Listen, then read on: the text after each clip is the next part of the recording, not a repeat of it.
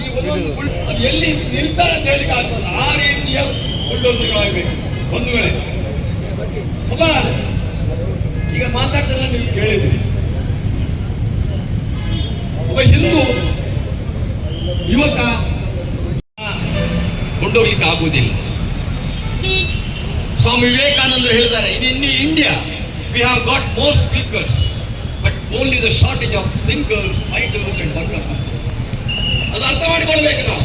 ಯಾಕೆ ವಿವೇಕಾನಂದ ಹೇಳಿದ್ರು, ಏ ದರ್ಪಣ ಕಿ ಭೂಮಿ ಹೈ, ಯಹಾ ಬಿಂದು ಬಿಂದು ಮೇ ಗಂಗಾ ಜಲ ಹೈ, कंकड़ कंकड़ में भगवान शंकर है, जिएंगे तो भारत के लिए, मरेंगे तो भारत के लिए, मरने का बाद भी सुनेगा, एक आवाज आएगा.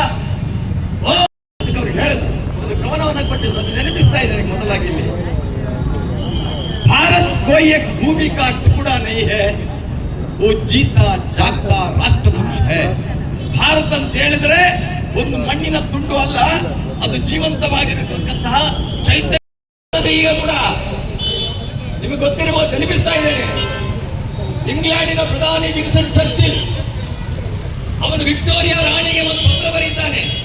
ಈ ದೇಶದಲ್ಲಿ ಸ್ವಾತಂತ್ರ್ಯ ಚಳವಳಿಯ ಕಾವು ಎದ್ದು ನಿಂತಿದೆ, ಅವರಿಗೆ ಅರ್ಥ ಆಗಿತ್ತು. ಆಗ ಹೇಳ್ತಾನೆ, ಬ್ರಿಟಿಷರ ಕೈಯಲ್ಲಿ ಉಳಿಸಬೇಕು ಅಂತಾದ್ರೆ ಭಾರತದಲ್ಲಿ 3 ಶಕ್ತಿಗಳಿದೆ.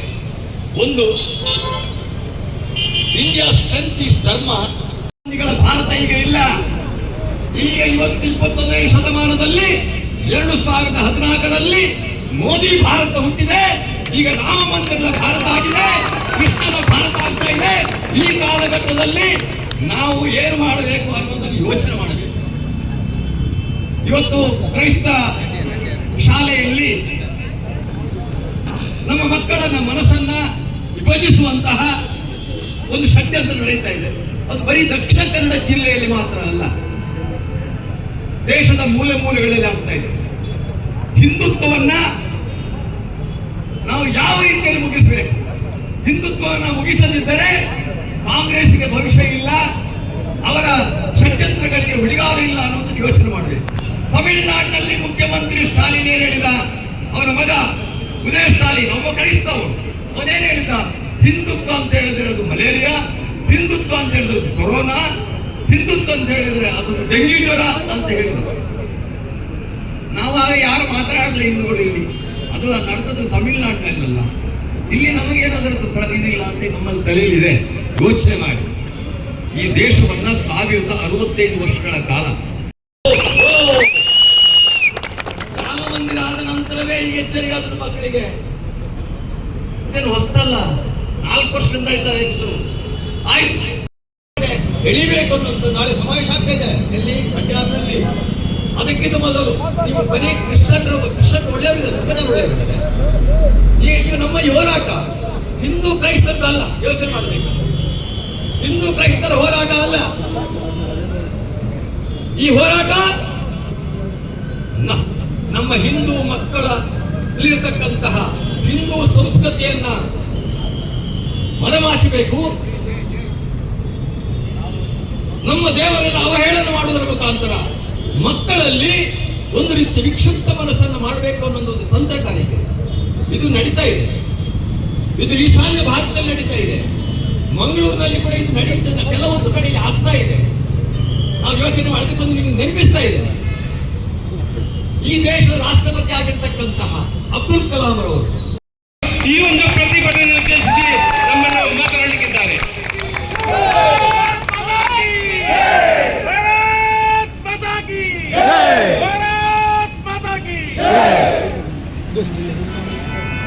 बोलो भारत माता की ಜೋರು ಸ್ವರ ಬರುವುದು. ಈ ಸ್ವರ ಸಿದ್ದರಾಮಯ್ಯನ ಕುರ್ಚಿ ನಲ್ಗೌಡ ರೀತಿಯಲ್ಲಿ ಘೋಷಣೆ. बोलो भारत माता की ಹಿಂದುತ್ವ ಬಂದ ನಮ್ಮ ಹಿರಿಯಲ್ಲಿದ್ರೆ ತರದ ಪೂಜಾರಿ ಮುಂದೆ ಬರುವುದು. ದೇಹದಲ್ಲಿ 7 ಚಕ್ರಗಳಲ್ಲಿ ಕೂಡ ಭಾರತ್ ಮಾತಾ ಕಿ ಭಾರತ್ ಮಾತಾ ಕಿ ಭಾರತ್ ಮಾತಾ ಕಿ. ಕಾಬೂರಿನಲ್ಲಿ ಇವತ್ತು ವಾಜಪೇಯಿ ಅವರು ಹೇಳಿದಂತಹ ಮಾತು ನಮ್ಮ ದಕ್ಷಿಣ ಕನ್ನಡ ಜಿಲ್ಲೆಯ ಎಲ್ಲ ಗ್ರಾಮಗಳಲ್ಲಿ, ಎಲ್ಲ ಗಳ್ಳಿಗಳಲ್ಲಿ, ಎಲ್ಲ ಕಾರ್ಪೊರೇಷನ್ ಪ್ರತಿಯೊಂದು ಬೂತ್ಗಳಲ್ಲಿ ಇವತ್ತು ಎದ್ದು ನಿಲ್ಲಬೇಕು. ಭಾರತದ ಶಕ್ತಿ ಯಾವುದಂತ ಕೇಳಿದ್ರೆ ಧರ್ಮ, ಹಿಂದೂ ಧರ್ಮ. ಭಾರತದ ನಾಲಿಗೆ ಏನು ಅಂತ ಕೇಳಿದ್ರೆ ಅದು ಜ್ಞಾನ ಸಂಪಾದನೆ. ಭಾರತದ ಕಲ್ಚರ್ ಯಾವುದು ಅಂತ ಕೇಳಿದ್ರೆ ಅದು ಹಿಂದೂ ಕಲ್ಚರ್. ಇದನ್ನ ಅಳಿಸಲಿ ಭಾರತವನ್ನು ನಾವು ಗೆಲ್ಲಿಕ್ಕೆ ಆಗುವುದಿಲ್ಲ ಅನ್ನುವಂಥದ್ದನ್ನ ಮೆಕಾಲೆ, ಈ ದೇಶದ ಶಿಕ್ಷಣವನ್ನು ಕಾಪಾಡಿದಂತ ಮೆಕಾಲೆ ಚರ್ಚಿಲಿಗೆ ಬರೀತಾನೆ. ಇಂಥ ಪರಿಸ್ಥಿತಿ, ಇದನ್ನು ತೆಗೆದಕ್ಕೆ ಯೋಚನೆ ಮಾಡುವಂತ ಆ ಯೋಚನೆ ಇವತ್ತು ಕ್ರೈಸ್ತ ಶಾಲೆಗಳಲ್ಲಿ ನಡೀತಾ ಇದೆ. ಅಂತ ಷಡ್ಯಂತ್ರ ಇವತ್ತು ಚರ್ಚಿನ ಸ್ಕೂಲ್ಗಳಲ್ಲಿ ನಡೀತದೆ. ಇಂತಹ ಶಾಲೆಗಳಿಗೆ ನಮ್ಮ ಮಕ್ಕಳು ಕಲಿಸಬೇಕಾದ್ರೆ ಯೋಚನೆ ಮಾಡಬೇಕು. ಕ್ರೈಸ್ತ ಶಾಲೆಗೆ ಬಂದಿಟ್ಟು ಇಂಗ್ಲಿಷ್ ಕಲ್ಪಬೇಕು. ಇಂಗ್ಲಿಷ್ನಿಂದ ನೀವು ಉದ್ಧಾರ ಆಗಲಿಕ್ಕೆ ಆಗ್ತದೆ. ಬರೀ ಇಂಗ್ಲಿಷ್ನಿಂದ ಜರ್ಮನಿಯಲ್ಲಿ ಇಂಗ್ಲಿಷೇ ಮಾತನಾಡುವುದಿಲ್ಲ, ಫ್ರಾನ್ಸ್ನಲ್ಲಿ ಇಂಗ್ಲಿಷೇ ಮಾತಾಡುವುದಿಲ್ಲ, ಚೈನಾದಲ್ಲಿ ಇಂಗ್ಲಿಷೇ ಮಾತನಾಡುವುದಿಲ್ಲ. ಚೈನಾ ಜಗತ್ತಿನ ಎರಡನೇ ಅತ್ಯಂತ ಆರ್ಥಿಕ ಶಕ್ತಿಯಾಗಿ ಬಂತು. ಜರ್ಮನಿ ಹೇಗೆ ಮೇಲೆ ಬಂತು, ಫ್ರಾನ್ಸ್ ಹೇಗೆ ಬಂತು, ಇಂಗ್ಲಿಷೇ ಮಾತನಾಡಿದ ಜಪಾನ್ ಇವತ್ತು ಆರ್ಥಿಕ ಶಕ್ತಿಯಾಗಿ ಹೇಗೆ ಬೆಳೆಯಿತು. ಇಂಗ್ಲಿಷಿನಿಂದ ಮನುಷ್ಯ ಉದ್ಧಾರ ಆಗುವುದಿಲ್ಲ. ನಮ್ಮ ದೇಶದ ಸಂಸ್ಕೃತಿ ಪರಂಪರೆಯನ್ನ ಒಬ್ಬ ಹಿಂದೂ ಆದವನು ಈ ದೇಶದ ಸಂಸ್ಕೃತಿಯನ್ನ ಹಿಡಿದರೆ ಮಾತ್ರ ಈ ಭಾರತ ವಿಸ್ತೃತವಾಗುತ್ತೆ.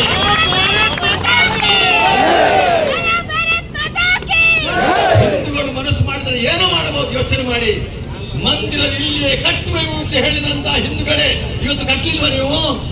500 ವರ್ಷಗಳ ಕಾಲ 73 ಯುದ್ಧಗಳನ್ನ ಮಾಡಿ 4 ಲಕ್ಷಕ್ಕೂ ಹೆಚ್ಚು ಜನ ಆ ರಾಮ ಮಂದಿರಕ್ಕೋಸ್ಕರ ಬಲಿದಾನ ಮಾಡಿದಂತಹ ಈ ಮಣ್ಣಿನಲ್ಲಿ ಮತ್ತೆ ಮೋದಿ ಬಂದು ಈ ಮಂದಿರವನ್ನ ಕಟ್ಟತಕ್ಕಂತಹ ಹಿಂದೂ ರಾಷ್ಟ್ರದ ಒಂದು ಶಕ್ತಿಯನ್ನ ತೋರಿಸಲಿಲ್ವಾ?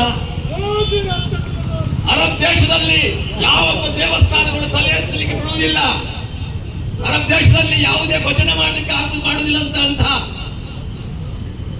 ಇಂಥ ಕಾಲಘಟ್ಟದಲ್ಲಿ ಮೋದಿಯವರು ಹೋಗಿ ಅಬುದಾಬಿಯಲ್ಲಿ 27 ಎಕರೆ ಜಾಗವನ್ನು ಪಡಿಸಿ ಆ ಒಂದು ಇವತ್ತು ಬಹುದೊಡ್ಡ ಮಂದಿರ ಕಟ್ಟಿದ್ರಲ್ಲ, ಈಗಲೂ ನಮಗೆ ಅರ್ಥ ಆಗೋದಿಲ್ವಾ?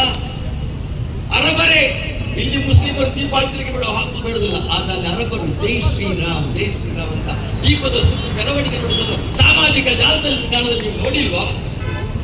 ಅಲ್ಲಿ ಬದಲಾವಣೆ ಆಗುವುದಾದರೆ ಭಾರತದಲ್ಲಿ ಬದಲಾವಣೆ ಆಗ್ಲಿಕ್ಕೆ ಆಗುವುದಿಲ್ವಾ?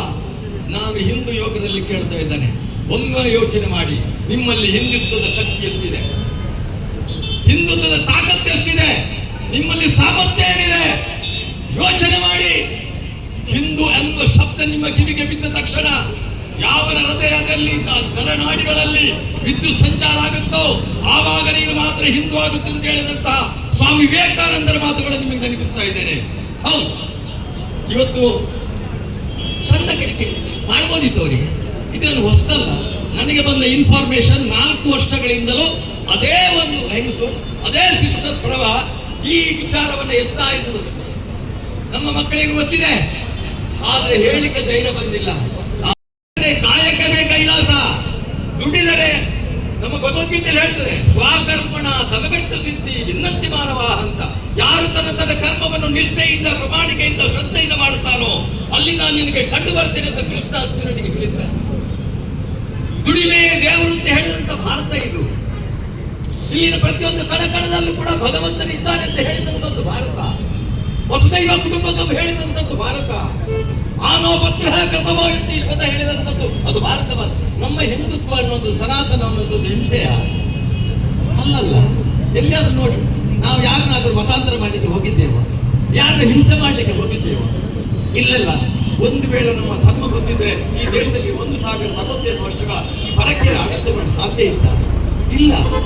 ನಮ್ಮಷ್ಟು ತಾಳ್ಮೆ, ಹಿಂದೂಗಳಿದ್ದಷ್ಟು ತಾಳ್ಮೆ, ಸಹನೆ ಯಾವ ಧರ್ಮದಲ್ಲಿಯೂ ಇಲ್ಲ. ಆದರೆ ಇದೇ ದುರ್ಬಲ ಅಂತ ತಿಳ್ಕೊಂಡ್ರೆ ಸಿದ್ದರಾಮಯ್ಯರೇ, ಡಿಕೆಶಿಯರೇ, ನಿಮ್ಮ ಕಾಲ ಅಂತ್ಯಕ್ಕೆ ಬಂದು ನಿಂತಿದೆ. ಈಗ ಅತ್ತೆಗೊಂದು ಕಾಲ, ಸೊಸೆಗೊಂದು ಕಾಲ. ನಕಲಿ ಗಾಂಧಿಗಳ ಆಟ ಇನ್ನು ನಿಮ್ಗೆ ನಡೆಯುವುದಿಲ್ಲ, ನೆನಪಿಟ್ಕೊಳ್ಳಿ. ಯೋಚನೆ ಮಾಡಬೇಕು. ಇನ್ನೊಂದು ನೆನಪಿಸ್ತೇನೆ, ಮೊನ್ನೆ ರಾಹುಲ್ ಗಾಂಧಿ ತ್ರಿಪುರದಲ್ಲಿ ಒಂದು ಮಾತು ಹೇಳಿದ್ರು, ಮೋದಿ ಅವರು OBC ಅಲ್ಲ, ಅವರು ದೊಡ್ಡ ವರ್ಗಕ್ಕೆ ಸೇರಿದವರು ಅಂತ. 2002ರಲ್ಲಿ ಗುಜರಾತ್ನ ಕಾಂಗ್ರೆಸ್ ಸರ್ಕಾರ ಇರುವಾಗಲೇ ಮೋದಿದು OBC ಅಂತ ತೀರ್ಮಾನ ಆಗಿದೆ, ಅದರ ಸೇರಿದೆ. ಆದರೆ ಮತ್ತು ಮೋದಿಯನ್ನ ಬೈಯುವಂತ ಕೆಲಸ ಅಲ್ಲಿ ರಾಹುಲ್ ಮಾಡ್ತಾ ಇದ್ದಾರೆ. ಅವನು ಗಾಂಧಿಯ? ನಾವು ಯಾರಾದ್ರೂ ಕೇಳಿದ್ದೀರಾ? ಇಷ್ಟೆಲ್ಲ ಪತ್ರಕರ್ತರಿದ್ದೀರಿ, ಗಾಂಧಿ ಅಲ್ಲಿ ಯಾವ ಗಾಂಧಿ ಆತ? ಯಾವ ಗಾಂಧಿ?